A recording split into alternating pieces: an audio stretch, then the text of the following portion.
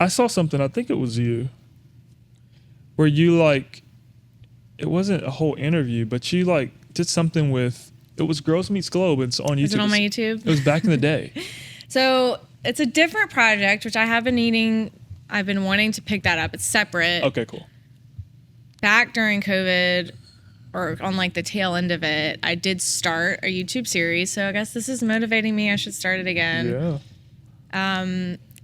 It was just like me and a camera, which now I prefer producing, but Okay. this was me. Like, sure, I love it. I'm just going to go on with my camera and poor quality, but I'm excited to meet people again. And I went around and I was interviewing women in town.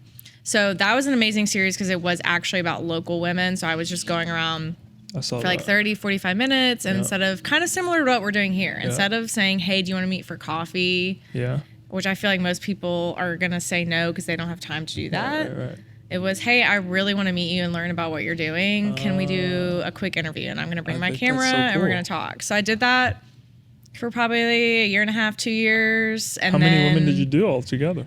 I'm going to have to go back and look. I don't know. Nice.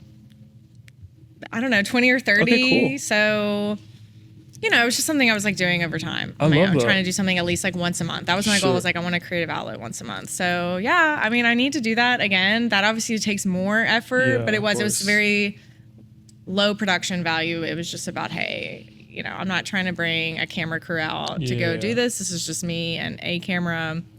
But more recently, I was setting up just at my home studio with an iPhone of, okay, nice. I want to shout out. It's not about interviewing. It's just shouting out female-owned brands that are not necessarily from here. So maybe it's products, service-based, and just talking about them. Yeah. Because again, I wanted a creative outlet. And I was like, if I'm waiting for the opportunity to have a big camera crew, then that's not always going to happen. Because to be honest, like that takes money and time to ask crews to come out and film stuff. And I was like, okay, what can I do with my resources? I have an iPhone, and that's setting the bar low so that I feel like I could, which is huge, achieve this and say I can do this once a week. I can set up my iPhone and pick products about brands that I'm excited just personally to try or tell other people about. No, that's huge. And what I'm learning about content is that it's about consistency. So whatever you can do, like, and what's I always manageable? have exactly. I'm always trying to overachieve. Like, man, I want it to look like this, but reality is, can you continue to do it? And I feel like the algorithm favors consistency as well.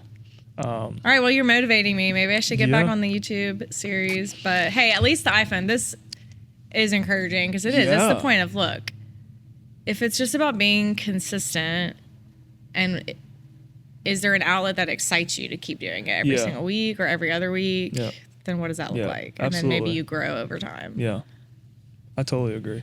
I think you should definitely do it. So what is the goal? I know it's like to have those conversations, but for you, is there like a content or like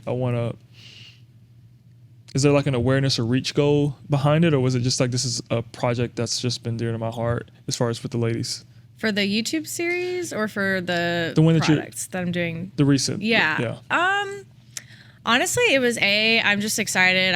Because it's my world and I'm very in the loop on women-founded companies. So those are the types of things popping up in my algorithm. So I did feel like it was an interesting way to talk about those brands and also organically interact with those brands. Okay, so yeah, I mean, long-term, the goal would be, hey, it starts a conversation because you're tagging those brands. Of course. I've already found engagement from one of those brands of just, hey, like they appreciate people talking on an unsponsored post about their product.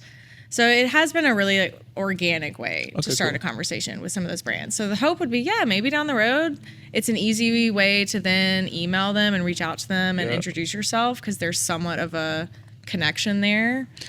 And then if that doesn't happen, it's still just, hey, I'm getting to tell other people about women-owned brands and support them and shout out. Of course. And we love that. Yeah.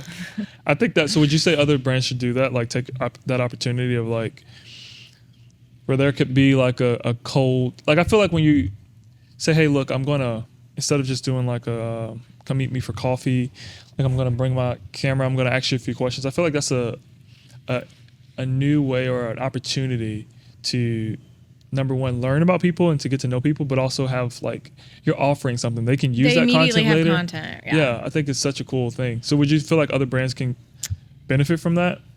Yes, I mean, and maybe it's more specifically for our industry because honestly, now I'm just getting convicted and motivated that I should be doing this more, because what's genuinely crazy about the YouTube series, it was so low production value in my mind, right? Like I have high expectations. It looked great. Now I'm like, I can't believe I was running around with a camera by myself. But genuinely, it opened the door for conversations, and I got clients out of that long term from maybe it wasn't immediate. Like some of those ladies eventually like called back and said, hey, I had such a great interaction with you. And now that I'm ready to do branding content or commercial work, you came to mind. Yeah. And that actually wasn't even the intention when I started the project, but it felt great that it was a really organic way to meet people that doesn't feel forced, and you're not pressuring someone, and it's not salesy, and they get to see you in a low risk environment to see how you guys work together. I think it works. It gives, like you said, it gives value. It's instant value to them because they get a piece of content. People love to share about themselves. It's centered on them. But then again, it's content for you. It's awareness and reach for you.